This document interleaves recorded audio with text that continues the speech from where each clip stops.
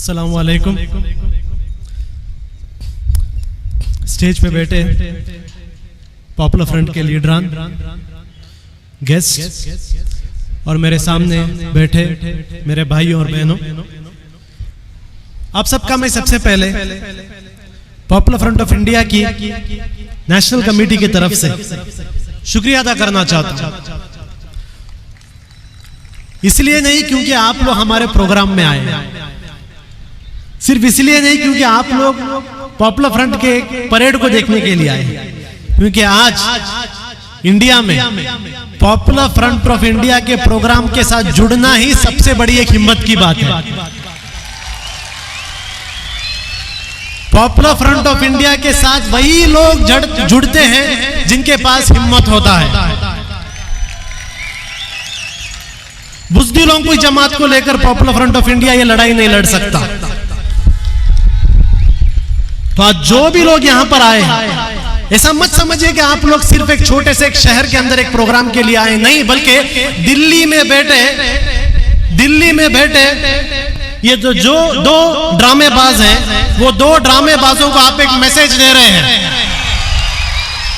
वो दो ड्रामेबाजों को ये मैसेज दे रहे हैं कि जो चाहे कोशिश कर लो, जो चाहे आजमाना है आजमा लो, हम लोग डरने वाले नहीं हैं।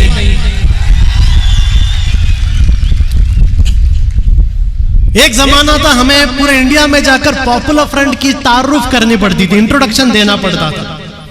हमेशा हम जाते थे, लोग पूछते थे क्या है पॉपुलर फ्रंट, कौन है पॉपुलर फ्रंट, कहां से है पॉपुलर फ्रंट। हमारे पास ना तो इतने पैसे थे, ना तो इतने मीन्स थे कि गली गली जाकर लोगों से कहते पॉपुलर फ्रंट क्या है। हम लोग हर जगह मीडिया से रिक्वेस्ट करते थे हमारा प्रेस रिलीज पब्लिश करो। हम मीडिया वाले से कहते थे हमारा फोटो पब्लिश करो। हम मीडिया वाले से कहते हैं आओ हमारा प्रोग्राम कवरेज करो। लेकिन एक जमाना था जब कोई नहीं आता था, लेकिन आज पूरे इंडिया के गांव गांव में बच्चे बच्चे को पता है पॉपुलर फ्रंट क्या है। और आज यहां पर भी बहुत सारे लोग आए हैं, वही गोदी मीडिया के लोग, अलग अलग लोग आए यहां पर। वो कोई पॉपुलर फ्रंट की पॉजिटिव पब्लिसिटी के लिए नहीं आए। आज पॉपुलर फ्रंट के प्रोग्राम में वो कुछ ऐसे बात चुनने के लिए आए जिसको लेकर कल हेडलाइंस होगा। और उनसे मैं वादा करता हूं इंशाअल्लाह आज मेरे स्पीच में आपको जरूर ऐसे पॉइंट्स दूंगा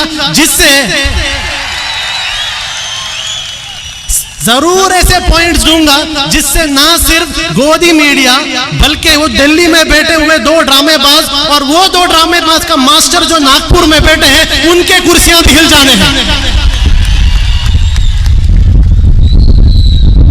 आज इंडिया में हम जो रह रहे हैं, एक हिंदुत्व मेजॉरिटेरियन गवर्नमेंट की हुकूमत है। एक ऐसी हुकूमत इंडिया के अंदर हुकूमत कर रही है जो हुकूमत कोई हक को नहीं मानती, किसी के हक को नहीं मानती।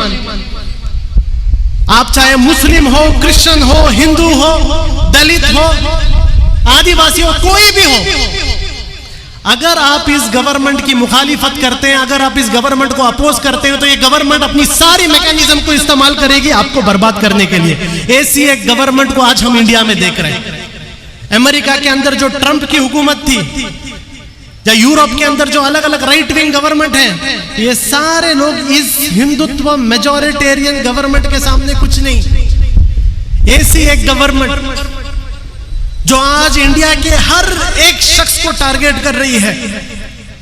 जब दलित महाराष्ट्र के अंदर भीमा कोरेगांव के नाम पर उन्होंने प्रोटेस्ट किया, पूरे के पूरे दलित, ट्राइबल और लेफ्टिस्ट लीडर्स को जेलों में डाला गया, ये बताने के लिए कि आप दलित, आप ट्राइबल, आप आरएसएस के सामने बात नहीं करना है। जब सीए प्रोटेस्ट हुआ, जब पूरे इंडिया के स्टूडेंट सीए के रास्ते में उतर गए, सीए का प्रोटेस्ट किया, हम देखते हैं दिल्ली राइट्स को लेकर पूरे के पूरे सीए एक्टिविस्ट को टारगेट किया, ये बताने के लिए कि आप हमारे सामने नहीं आना है। और आज जब फार्मर्स प्रोटेस्ट कर रहे हैं, 26 फरवरी को ट्रैक्टर रैली के जैसा एक ड्रामा कर फार्मर्स को भी टारगेट किया जा रहा है, फार्मर के लीडर्स को भी अरेस्ट किया जा रहा है। मैसेज एकदम क्लियर है, मैसेज एकदम क्लियर है, अगर इंडिया में जीना है तो इस गवर्नमेंट का गुलाम बन के रहना होगा। मैसेज एकदम क्लियर है। ये गवर्नमेंट अभी कोई भी सबका साथ सबका विकास वो पूरा चला गया है, वो सब चला गया। अब एक सिंगल एजेंडा ये गवर्नमेंट आप लोगों को दे रही है, और जो जो लोग आज मेरी ये बात सुन रहे हैं उन सबको ये गवर्नमेंट, इंडिया की गवर्नमेंट एक सिंगल एजेंडा दे रही है। वो सिंगल एजेंडा ये है, क्या आप आरएसएस से डरते हो या नहीं? अगर आप आरएसएस की चापलूसी करोगे तो आपको गवर्नर का सीट मिलेगा, आपको रंजन गोगोई के जैसा पार्लियामेंट में सीट मिलेगा, आपको अलग अलग जो बड़े बड़े पॉलिटिशियंस कांग्रेस से लेके जाकर बीजेपी में भाग रहे हैं, मुसलमानों का वोट लेकर बीजेपी में जा रहे हैं, उनको मिनिस्टर सीट मिलेगा। लेकिन अगर आप बीजेपी का साथ नहीं दोगे, अगर आप बीजेपी के खिलाफ बात करोगे तो आपको यूएपीए मिलेगा, आपको ईडी मिलेगा, आपको एनआईए मिलेगा। मैं भी आपसे पूछता हूं, यहां बैठे हुए लोगों से पूछता हूं, जब ये आरएसएस के लोग आपको ये वार्निंग दे रहे हैं, जब ये बीजेपी गवर्नमेंट आपको वार्निंग दे रही है कि क्या आप सरेंडर करेंगे, तो आपका जवाब क्या है? सरेंडर करेंगे? सरेंडर करेंगे?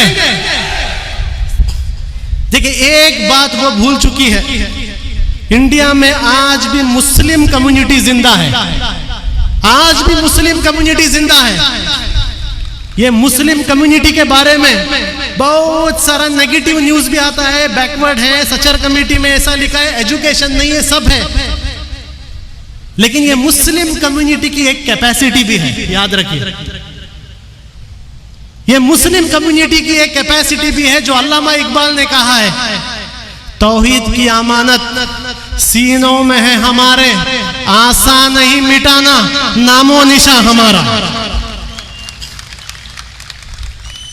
ये इंडिया की मुस्लिम कम्युनिटी को आज लीड लेना होगा, ये आरएसएस को जवाब देने के लिए। जब ये आरएसएस इंडियन फैब्रिक को तबाह करने की कोशिश कर रहा है, इंडियन मुस्लिम्स को लीड लेना पड़ेगा। और आज पॉपुलर फ्रंट ऑफ इंडिया वो लीड ले रहा है, इसलिए हम लोग देख रहे हैं हर दिन पॉपुलर फ्रंट को टारगेट किया जा रहा है। दिल्ली के अंदर सीए प्रोटेस्ट हुए, टारगेट पॉपुलर फ्रंट को बनाया गया। दिल्ली में दंगे कर कर मुसलमानों की जान ली गई, लेकिन केस पॉपुलर फ्रंट पर डाला गया, ईडी पॉपुलर फ्रंट के पीछे आई। अभी हम देखते हैं हाल ही में कल यूपी के अंदर पॉपुलर फ्रंट ऑफ इंडिया के 2 मेंबर्स को, पॉपुलर फ्रंट ऑफ इंडिया के 2 मेंबर्स, आपके जैसे ये 2 कैडेट्स, ये 2 कैडर्स को कल यूपी पुलिस ने अरेस्ट किया। 11 तारीख को अरेस्ट किया, 16 तारीख तक उन्हें मीडिया के सामने प्रेजेंट नहीं किया। और कल जब हमने केरला में पुलिस कंप्लेंट फाइल किया, तब शाम को लेके आकर वहां पर एक प्रेस कॉन्फ्रेंस करते हैं, और प्रेस कॉन्फ्रेंस में बताया जाता है कि ये लोग ब्लास्ट करने आए थे, ये लोग टेररिस्ट अटैक करने आए थे, ये लोग एक्सप्लोजिव लेके घूम रहे थे। यानी 11 तारीख को अरेस्ट करने के बाद 16 तारीख आपको पता चला कि ये लोग टेरर अटैक करने आए थे। इसका मतलब क्या है? याद रखिए, पॉपुलर फ्रंट ऑफ इंडिया को हर दिन टारगेट किया जाएगा।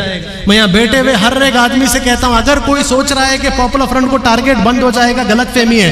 एवरी डे, हर दिन पॉपुलर फ्रंट पर एक नया इल्जाम लगाया जाएगा, पॉपुलर फ्रंट को नया टारगेट किया जाएगा। पॉपुलर फ्रंट के मेंबर्स से भी मैं यहां पर कहना चाहता हूं, रेडी हो जाओ, यूएपीए आने वाला है, ईडी केसेस आप पर पड़ने वाले हैं, एनआईए आपके पीछे आने वाला है, नेशनल सिक्योरिटी एक्ट आप पर लगाने वाले हैं, सेडिशन केस आप पर लगाने वाले हैं, ये सारे चीज आने वाले हैं। इस सब के लिए रेडी रहने का एक वक्त आ गया है, ये सब चीज आएगा। और उम्मीद मत कीजिए कि ये जो दिल्ली के अंदर बैठे जो आरएसएस के 2 प्रचारक हैं, ये प्रचारक कुछ रहम दिखाएंगे। ये ऐसे प्रचारक हैं जो बचपन से आरएसएस के शाखा में बैठकर मनुवाद सीखे हुए लोग हैं। वो मनुवाद जो कहता है कि पूरा का पूरा हुकूमत एक छोटे ग्रोह के हाथ में रहना है। यहाँ पर मुस्लिम्स उनके दुश्मन है, यहाँ पर क्रिश्चियंस उनके दुश्मन है, यहाँ पर कम्युनिस्ट उनके दुश्मन है। ऐसे एक आइडियोलॉजी का ट्रेंड हुए 2 लोग आज इंडिया को चला रहे हैं। इनसे कोई भी उम्मीद मत रखिए, सिर्फ एक ही उम्मीद रखिए। वो उम्मीद ये है कि हर दिन आपको टारगेट किया जाएगा। मैंने सुना मंगलोर के अंदर एसडीपीआई के एक्टिविस्ट एसडीपीआई जिंदाबाद बोल रहे थे और यहां पर केस डाला गया उन पर यह कहकर कि वो पाकिस्तान जिंदाबाद कह रहे हैं।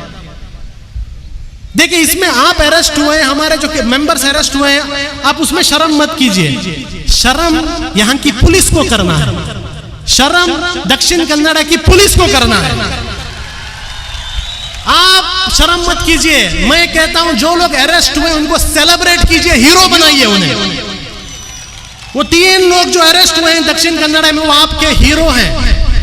और यहां पर शर्म किसको होना है? यहां पर दक्षिण कन्नड़ की पुलिस को होना है, जो बीजेपी गवर्नमेंट के प्रेशर में आकर अपनी कॉन्स्टिट्यूशनल ड्यूटी को छोड़कर बीजेपी का गुलाम बन रही है। उन्हें शर्म आना चाहिए, हमें नहीं। हमारे हीरो हैं, वो जेल के अंदर है। अंसद बी फिरोज जो आज यूपी के जेल में, हमारे हीरो हैं वो। और मैं इस स्टेज से आज कहता हूं, पॉपुलर फ्रंट ऑफ इंडिया के पास जो कुछ है, पॉपुलर फ्रंट के पास जो कुछ है, सब कुछ लगा देंगे उनके इंसाफ के लिए इंशाअल्लाह। जो कुछ है सब लगा देंगे। ये तंजीम बनाए हम लोग ऐसे कैडर्स की वजह से। ये तंजीम में कोई लीडर्स नहीं है। कौन से बड़े बड़े खानदानी लीडर्स को उठाकर ये तंजीम नहीं बनाए। ये तंजीम ये कैडर्स ने बनाया। और ये तंजीम में जो कुछ है इन कैडर्स के लिए है।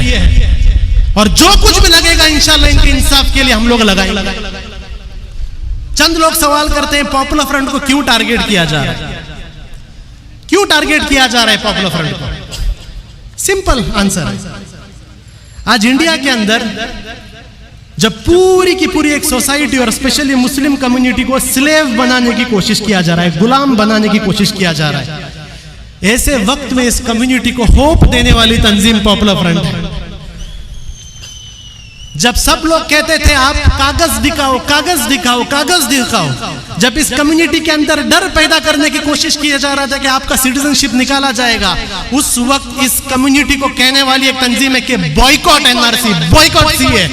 एक भी डॉक्यूमेंट नहीं दिखाएंगे, हमारे मुल्क है वो, आप कौन होते हो हमसे डॉक्यूमेंट पूछने वाले? ये होप देने वाली एक तंजीम है, दुश्मन के आंखों में आंखें डालकर बात करने वाली एक तंजीम है। जहां जहां और ये कारवान रुकने वाला नहीं। आपको जो रोकना है रोक लो, जो कोशिश करना है कर लो, जो उठाना है उठा लो, क्या करना है कर लो, जो भी ट्राई करना है कर लो, ये रुकने वाला नहीं। हम उम्मीद दे रहे हैं लोगों को, जिनके पास आवाज नहीं उनकी आवाज है। आज मैं ये स्टेज में रुक के जो बात कर रहा हूं, क्या ये मेरे अल्फाज हैं? ये मेरे अल्फाज नहीं है, ये आपके अल्फाज हैं क्या नहीं? ये आपके अल्फाज हैं। इंडिया में रहने वाले 20 करोड़ मुसलमान और कहीं सारे ऑप्रेस सेक्शंस, इन सब की आवाज आज पॉपुलर फ्रंट बना है। और ये लोग चाहते हैं कि ये ऑप्रेस सेक्शंस और मुसलमानों का आवाज को कंप्लीटली साइलेंट किया जाए, इसलिए पॉपुलर फ्रंट को टारगेट किया जा रहा है। तीसरा चीज, पॉपुलर फ्रंट कॉम्प्रोमाइज नहीं करता। पॉपुलर फ्रंट कॉम्प्रोमाइज नहीं करता। ये लोग बहुत खुश होते हैं, ये लोग बहुत खुश होते अगर पॉपुलर फ्रंट कॉम्प्रोमाइज कर लेता। हमें भी चंद हमारे मुस्लिम कम्युनिटी के बड़े बड़े लीडर आकर कहते हैं थोड़ा कॉम्प्रोमाइज कर लीजिए, थोड़ा कॉम्प्रोमाइज कर लीजिए। हम लोग कहते हैं कॉम्प्रोमाइज जो अल्फाज है ये हमको हमारे तंजीम ने सिखाया नहीं। हमारे तंजीम ने हमने बहुत कुछ सिखाया है, बहुत कुछ सिखाया है, लेकिन ये कॉम्प्रोमाइज हमारे तंजीम ने हमें नहीं सिखाया। हमारे आंखों के सामने, हमारे आंखों के सामने जब जुल्म होता है, हमारे आंखों के सामने जब इनजस्टिस होता है, वो टाइप कॉम्प्रोमाइज करना पॉपुलर फ्रंट के डीएनए में नहीं है। जो आदमी वो जुल्म कर रहा है उसके हाथ को पकड़ना, उसके हाथ को पकड़ना और फेंकना, ये पॉपुलर फ्रंट के डीएनए के अंदर है। चाहे पॉपुलर फ्रंट का एक मेंबर हो या पॉपुलर फ्रंट के 1000 मेंबर हो, अगर हमारे सामने इनजस्टिस हुआ हम लोग खामोश बैठने वाले नहीं है। इनजस्टिस किस पर भी हो, किस पर भी हो। पॉपुलर फ्रंट से इनको बहुत बड़ी एक नाराजगी यह है कि पॉपुलर फ्रंट ऑफ इंडिया यह बता रहा है कि इंडिया का असल दुश्मन कौन है। आज मैं आपके सामने बताता हूं इंडिया का असल दुश्मन कौन है। इंडिया का असल दुश्मन बिना किसी डाउट के आरएसएस है, बिना किसी डाउट के। इंडिया में अगर कोई कैंसर है, कोविड आया चला गया, पोलियो आया चला गया, इसके लिए वैक्सीन भी आ जाता है। लेकिन आरएसएस ऐसा एक वायरस है जिसके लिए अभी तक कोई वैक्सीन नहीं आया। इंशाअल्लाह वो वैक्सीन पॉपुलर फ्रंट लेके आएगा, जरूर वो वैक्सीन हम लोग लेके आएंगे, हर जगह देंगे हम आरएसएस को वैक्सीन, क्योंकि हमें पता है आरएसएस कौन है। हम जानते हैं इंडिया के अंदर हिंदू मुस्लिम प्रॉब्लम नहीं है। क्लियर कर देता हूं, हिंदू मुस्लिम नाम का प्रॉब्लम है ही नहीं इंडिया के अंदर। ये जो मीडिया में आपको बताया जाता है हिंदू मुस्लिम, जब भी आपके सामने कोई कहे हिंदू मुस्लिम, आप कह दो यहां पर हिंदू मुस्लिम प्रॉब्लम नहीं, यहां पर सिर्फ एक प्रॉब्लम है, आरएसएस वर्सेस मुस्लिम। इधर आरएसएस वर्सेस मुस्लिम। और इसलिए मैं आज स्टेज से पूरे इंडिया के आवाम से कहता हूं, आरएसएस को पहचानिए। जानिए आपके डिस्ट्रिक्ट का आरएसएस लीडर कौन है, जानिए अपने डिस्ट्रिक्ट का आरएसएस का भौतिक प्रमुख कौन है, जानिए अपने डिस्ट्रिक्ट का आरएसएस का शारीरिक प्रमुख कौन है, जानिए उनको, पहचानिए उनको कौन है। क्योंकि ये लोग आपके असल दुश्मन हैं। जो आपके साथ रहने वाले जो हमारे हिंदू भाई हैं, वो लोग हमारे दुश्मन नहीं, हमारे दुश्मन आरएसएस है। तो आरएसएस को पहचानिए। इंडिया में रहने वाले हर एक दलित, हर एक ट्राइबल, हर एक मुसलमान, हर एक बैकवर्ड की एक जिम्मेदारी है, उसको आरएसएस को पहचानना है। और मैं आपसे चैलेंज में कहता हूं, मैं आपसे चैलेंज में कहता हूं कि जिस दिन आप आरएसएस को पहचानना शुरू करेंगे, ये जब भागेंगे इस तरीके से भागेंगे कि इन्हें याद भी नहीं रहेगा कि इनका यूनिफॉर्म चड्डी से पैंट हो गया है, इन्हें याद भी नहीं रहेगा। ऐसे भागेंगे। आपको सिर्फ एक काम करना है, आरएसएस को पहचानिए, जानिए आरएसएस कौन है, आपके डिस्ट्रिक्ट में कौन है, आपके मंडल में कौन है, बस जानिए, पहचान के रखिए बस। अरे जानिए कि कोई भी हिंदू मुस्लिम प्रॉब्लम नहीं है। हम 60 सालों से, हजारों साल से हिंदू मुस्लिम इंडिया के अंदर साथ रहे। इंडिया में कोई हिंदू मुस्लिम प्रॉब्लम नहीं है। इंडिया में प्रॉब्लम है तो सिर्फ आरएसएस का प्रॉब्लम है। और popular front of India RSS को एक्सपोज कर रहा है। हम बता रहे हैं कि कितने बड़े बुज़दिल हैं ये, जो बड़े बड़े लिंचिंग के वक्त आते हैं ना, 25 लोग 30 लोग मिलकर एक बेकसूर आदमी को जब मारने के लिए आते हैं, लेकिन बहुत सारे वाक्य ऐसे हैं जो मीडिया के अंदर नहीं आया। जब यही दो मजलूम लोग रुककर हिम्मत के साथ इस 30-40 भगोड़े आरएसएस वालों का सामना करते हैं, ये लोग भाग जाते हैं। इतनी बुज़दिल कौम ये आरएसएस है। ये आरएसएस की बुज़दिली को हमें एक्सपोज करना है। We have to export their cowardness. दूसरा चीज, हम लोगों से कहते हैं कि आरएसएस को कन्फ्रंट करने का एक ही रास्ता है। वो रास्ता क्या है? वो रास्ता है आरएसएस की मुखालिफत करो, अपोज करो, कन्फ्रंट करो। आरएसएस को पॉलिश मार के कोई काम होने वाला नहीं। चंद हमारे मुस्लिम लीडर्स भी, थोड़े सेक्युलर लीडर्स भी आकर कहते हैं थोड़ा पॉलिश मारेंगे, थोड़ा अपीजमेंट करेंगे, थोड़ा आरएसएस के साथ अच्छा ताल्लुकात करेंगे, सब ठीक हो जाएगा। ये बेवकूफों को इतना भी नहीं मालूम, यही बेवकूफ कह रहे थे बाबरी मस्जिद दे दो, बाबरी मस्जिद दे दो, सब ठीक हो जाएगा। ये वही बेवकूफ थे जो अपने आप को मुस्लिम इंटेलेक्चुअल्स कह रहे थे। ये वही बेवकूफ थे जो कह रहे थे बाबरी मस्जिद दे दो, सब ठीक हो जाएगा। अब तो बाबरी मस्जिद का जमीन चला गया है। क्या इंडिया में शांति आ गई? क्या इंडिया के अंदर सुकून आ गया? बाबरी मस्जिद दे दी है, गवर्नमेंट के तरफ से ट्रस्ट बना दिया मंदिर बनाने के लिए, लेकिन आज मंदिर के कलेक्शन के नाम पर गली गली में दंगे हो रहे हैं। मध्य प्रदेश में दंगे हो रहे हैं, यूपी में दंगे हो रहे हैं। अगर इनको मंदिर के लिए जगह मिल गई तो दंगे क्यों हो रहे हैं इंडिया के अंदर? क्यों मुसलमानों पर अटैक हो रहे हैं? मंदिर मस्जिद की जमीन तो मिल गई ना। कहाँ है वो बेवकूफ लोग जो आकर कह रहे थे कि जगह दे दो, जगह दे दो, सब ठीक हो जाएगा? अब जगह मिल गया, फिर क्यों इंडिया में मुसलमानों पर अटैक हो रहा है? क्यों मुसलमान मर रहे हैं? क्यों जाने जा रहे हैं? क्यों मस्जिदों पर अटैक हो रहा है? क्यों घरों को जलाया जा रहा है? क्यों हमारे दुकानों को जलाया जा रहा है? क्यों? वो इसलिए क्योंकि इन्हें कभी भी मंदिर से कोई लेना देना नहीं था। इन्हें कभी भी कोई मंदिर से लेना देना नहीं था।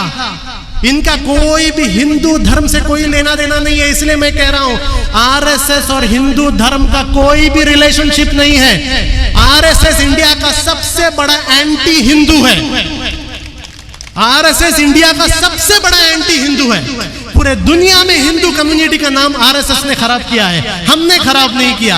आज अमेरिका के बड़े बड़े सेलिब्रिटीज इंडिया के हिंदू कम्युनिटी के बारे में बात करते हैं, हमने बताया कि उन्हें ये आरएसएस के कारनामों की वजह से हुआ। तो आरएसएस के सामने अपीजमेंट पॉलिटिक्स कर कर, आरएसएस के सामने झुककर पॉलिश मारकर कुछ नहीं होता। आरएसएस के सामने एक ही सॉल्यूशन है, वो सॉल्यूशन क्या है? आंखों में आंख डालकर बात करो। और आज मैं इस स्टेज से आप सब लोगों को कह रहा हूं, ये जो राम मंदिर के कलेक्शन के लिए आ रहे हैं आपके घरों में, आपके सामने एक ही बात बताता हूं, जिस तरीके से एनआरसी को बॉयकॉट किया था, अगर ये लोग आपके घर में और दुकान में राम मंदिर के लिए पैसे मांगने के लिए आए, एक पैसा भी मत दीजिए इन्हें, एक पैसा भी मत दीजिए। मैं सारे मुस्लिम बिजनेसमैन से कहता हूं, मैं सारे मुस्लिम दुकान के ओनर से कहता हूं, अगर इतनी बड़ी गैरत है, अगर एक तिलके के बराबर हिम्मत है, अगर घर में जाकर अपने बीवी बच्चों को अपना चेहरा दिखाने की हिम्मत है, तब ये जब आरएसएस के लोग आपके दुकानों में आते हैं पैसा पूछने के लिए, एक रुपया भी मत दीजिए इन्हें, एक पैसा भी मत दीजिए। वो इसलिए क्योंकि ये राम का मंदिर नहीं है, ये राम का मंदिर नहीं है, ये आरएसएस का मंदिर है। और मुसलमानों के पैसे से आरएसएस के मंदिर में एक ईंट भी नहीं जाएगा इंशाअल्लाह। ये आज़म हमें करना है, एक रुपया भी हमें नहीं देना है।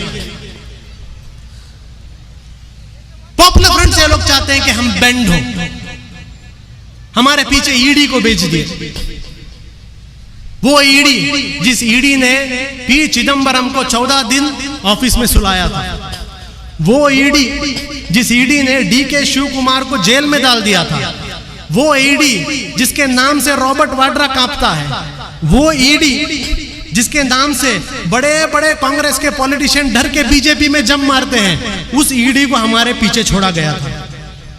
ईडी आई हमारे पीछे, रेड भी हुआ, मेरे घर में भी रेड हुआ, लेकिन रेड के बाद हमने ईडी को भी समझाया, भाई पॉपुलर फ्रंट के घर में और ऑफिस में रेड मारना मतलब कोई पॉलिटिशियन के घर में रेड मारने जैसा नहीं है। पूरे इंडिया में हमने ईडी का कैरेक्टर असैसिनेशन किया, हमने बता दिया ईडी क्या है। ईडी इज नथिंग बट अ सुपारी किलर ऑफ आरएसएस। आरएसएस के सुपारी में काम करने वाला एक एजेंसी है। जिस तरीके से एनआईए को हमने निकाह इन्वेस्टिगेशन एजेंसी बना दिया था, निकाह इन्वेस्टिगेशन एजेंसी बना दिया था, आज पूरे इंडिया के अंदर सबको हमने बता दिया है कि ईडी से डरने की जरूरत नहीं, ईडी को कन्फ्रंट करो, लीगली डेमोक्रेटिक कन्फ्रंट करे। और ऐसी हिम्मत हमारे मेंबरों के अंदर थी कि बिहार का एक छोटा सा गांव जहां पर हमारे स्टेट जनरल सेक्रेटरी, एक गरीब भाई, हमारा एक गरीब भाई, कोई बड़ा करोड़पति पॉलिटिशियन नहीं है, गरीब भाई के घर में जब ईडी के लोग रेड किए, उस बिहार के दरभंगा के छोटे से गांव के लोगों के अंदर भी पॉपुलर फ्रंट ने हिम्मत दी कि ईडी को हमने वहां से जाने नहीं दिया जब तक ईडी ने लिख कर नहीं दिया कि उन्होंने क्या सीज किया है। ये हमने सिखाया इंडिया को। एनआईए को भेज रहे हैं। अब थोड़े दिन पहले इनकम टैक्स हमारे पर नोटिस आया। आपको पता है पॉपुलर फ्रंट पर इनकम टैक्स नोटिस क्यों आया? पॉपुलर फ्रंट पर इनकम टैक्स नोटिस इसलिए आया क्योंकि हमने हादिया को हेल्प किया। हमको इनकम टैक्स का डायरेक्टर कहता है, आपने हादिया को कैसे हेल्प किया? हादिया तो कन्वर्शन हुआ था।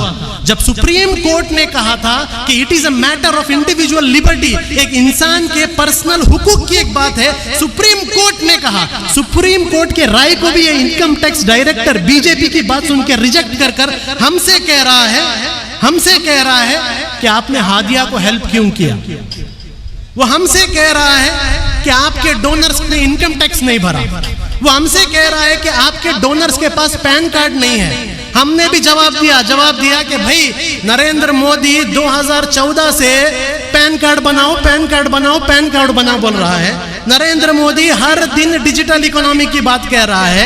निर्मला सीतारामन आकर इनकम टैक्स भरो बोल रहे हैं। जब इतना पूरा गवर्नमेंट की एजेंसी को इस्तेमाल करके इंडिया में सिर्फ 4% लोग इनकम टैक्स भर रहे हैं, तो पॉपुलर फ्रंट के ऊपर जिम्मेदारी कैसे आई कि लोगों का इनकम टैक्स भराने के लिए? जब गवर्नमेंट ही नाकाम है लोगों को इनकम टैक्स फाइल कराने के लिए, वो इल्जाम हम पर लगाया जा रहा है। हमने भी कहा हम जवाब देंगे, हम कोर्ट में आपसे लड़ेंगे। अब बहुत से लोग मुझसे पूछते हैं, ईडी आपके पीछे आ गया, एनआईए आपके पीछे आ गया, इनकम टैक्स आ गया, अभी स्पेशल टास्क फोर्स STF आपके पीछे आया, आपको डर क्यों नहीं लगता? आपको डर क्यों नहीं लगता? हमारा जवाब सिंपल है। पॉपुलर फ्रंट का हर एक लीडर, पॉपुलर फ्रंट का हर एक मेंबर हर दिन जब सुबह को उठता है, हम ये सोच के उठते हैं कि आज मेरे जिंदगी का सबसे बुरा दिन होगा, आज मेरे जिंदगी का सबसे बुरा दिन होगा। जब हम ये सोच के उठते हैं, आप कौन सा बड़ा प्रॉब्लम लाए तो ये प्रॉब्लम हमें बड़ा नहीं दिखता। आप हमें ED से डराना चाहते हैं, आप हमें UAPA केस से डराना चाहते हैं, आप हमें सेडिशन केस से डराना चाहते हैं, आप हमें नेशनल सिक्योरिटी एक्ट से डराना चाहते हैं। मैं बीजेपी गवर्नमेंट को एक एडवाइस देता हूं, मैं बीजेपी गवर्नमेंट को एक एडवाइस देता हूं, हम लोग ये ऑर्गेनाइजेशन ज्वाइन ही किए ये जानकर कि हम पर UAPA पड़ने वाला है। हम लोग ये ऑर्गेनाइजेशन में आए ये जानकर कि हम पर सेडिशन होने वाला है। हम लोग इस ऑर्गेनाइजेशन पे आए, हमें 100% मालूम था हमारे ऊपर ED NIA आए। तो भाई जो चीज हमें पहले से ही पता है उस चीज को लेकर आप हमें डरा नहीं सकते। कुछ नया ट्राई करो, कुछ नया ट्राई करो। आपने अपने चड्डीधारी लोगों से लाठी से ट्राई किया, उससे नहीं डरे। लाठी के बाद आपने पुलिस से ट्राई किया, उससे नहीं डरे। उसके बाद NIA को नहीं लाए, उससे नहीं डरे। ED आ गया, उससे नहीं डरे। मैं आपसे कहता हूं थोड़ा क्रिएटिव बनो, थोड़ा क्रिएटिव बनो। ये चीज जिन चीज से आप हमें डराना चाहते हो ना, हम इस चीज की तलब रखते हैं, हम चाहते हैं हमारे साथ ये हो। पॉपुलर फ्रंट के काम का कोई सर्टिफिकेट नहीं है, पॉपुलर फ्रंट का काम का एक ही सर्टिफिकेट है। जब तक RSS और BJP हमारी मुखालिफत करते रहेगा तब तक हमें सर्टिफिकेट है हम अच्छा काम कर रहे हैं। जिस दिन BJP RSS हमारी तारीफ करेगा उस दिन हमें लगा कि हम बुरा काम करेंगे। तो इन चीजों से हम नहीं डरते। अब मैं लोगों से एक बात कह के मेरी बात कहता हूं, आवाम से एक मैं बात कहता हूं। पॉपुलर फ्रंट कभी भी पीछे हटने वाला नहीं है, कभी भी पीछे हटने वाला नहीं। ये कितने भी हम पर जुल्म आए, अगर कोई एक्सपेक्ट करता है हम लोग पीछे हटे, हम लोग पीछे नहीं हटेंगे। वो इसलिए क्योंकि इस्लामिक हिस्ट्री में जब हम लोग छोटे छोटे मदरसे में होते हैं, हमें एक स्टोरी सिखाया जाता है। इंडिया के सारे और दुनिया के सारे मुसलमानों को एक स्टोरी सिखाया जाता है। हमारे मदरसों में, हमारे घर में एक छोटा स्टोरी सुनाया जाता है। वो स्टोरी ये है कि बिलाल हबशी नाम के एक बहुत बड़े सहाबा थे। उनको जब टॉर्चर हो रहा था और उनको टॉर्चर में ये कहा जा रहा था कि सरेंडर करो, सरेंडर करो, सरेंडर करो, बिलाल को इस तरीके से टॉर्चर किया था कि आज तक किसी ने वैसा टॉर्चर नहीं देखा। वैसा टॉर्चर करने के वक्त जब बिलाल को सरेंडर करने के लिए कहा गया, उमैया ने कहा, बिलाल अगर तू सरेंडर नहीं करेगा तो मैं तुझे ऐसा टॉर्चर दूंगा, ऐसा टॉर्चर दूंगा जो टॉर्चर आज तक अरबों ने सोचा नहीं था, आज तक अरबों ने देखा नहीं था और आज तक अरबों ने सुना नहीं था।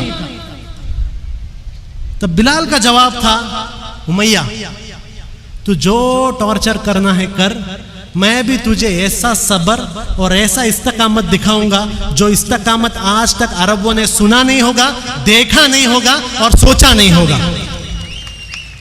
हम लोग ये बिलाल के वाकिया सुनकर बड़े हुए लोग हैं।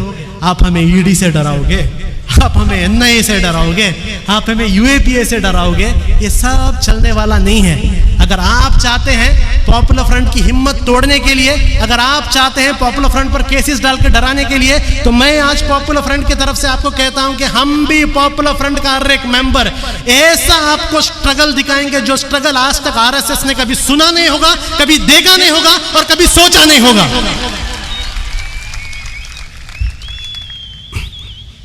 पॉपुलर फ्रंट की ये लड़ाई अकेली लड़ाई नहीं है, ये पूरी की पूरी इंडियन सोसाइटी की लड़ाई है। इसमें मैं आज इंडिया के सारे आवाम से कहता हूं कि देखिए, पॉपुलर फ्रंट को हर साल आप लोग रमजान में फंड देते हैं। हमसे NIA ED पूछता भी है पैसा कहां से आता है, 100 करोड़ कहां से आया, 100 करोड़ कहां है। भाई क्या 100 करोड़? पॉपुलर फ्रंट पूरे इंडिया में अगर एक दिन रास्ते में उतरे, 100 नहीं 500 करोड़ हम लोग कलेक्ट करने की कैपेसिटी है हमारे अंदर। 100 करोड़ क्या है? आपके लिए वो बिरयानी लग्जरी होगा। हम तो हर दिन बिरयानी खाते हैं हमारे घरों के अंदर। ये वही लोग जो न्यूज चैनल के अंदर बैठ के कह रहे थे शाहीन बाग में बिरयानी कहाँ मिली, बिरयानी कहाँ मिली। तुम्हारे वास्ते बिरयानी साल में एक बार मिलता है शायद, हमारे लिए हर बार नहीं, हर जुमा बनती है घरों में। आप लोग हमसे बोलो कि 100 करोड़ कहां से आया, कौन सी बड़ी चीज है। 20 करोड़ इंडियन मुसलमान हैं, 20 करोड़, और कितने सारे क्रिश्चियंस, कितने सारे दलित, कितने सारे सिख, हर कोई देता है पॉपुलर फ्रंट को। एक दिन में 100 करोड़ हम लोग जमा सकते हैं। लेकिन मैं आज लोगों से कहता हूं कि आपका सपोर्ट सिर्फ फंडिंग तक काफी नहीं है। चंद लोग सिर्फ फंडिंग करते हैं, सिर्फ फंडिंग कर कर काफी नहीं है। आज के बाद आपका सपोर्ट फंडिंग से एक स्टेप आगे भी चाहिए। जो काम, जो कैंपेन्स पॉपुलर फ्रंट करता है, हम चाहते हैं कि आप लोग भी हमारे साथ कंधे से कंधा मिलाकर हमारे सारे कैंपेन्स में, हमारी सारी लड़ाई में हमारा साथ दें। यह होगा आपकी जिम्मेदारी।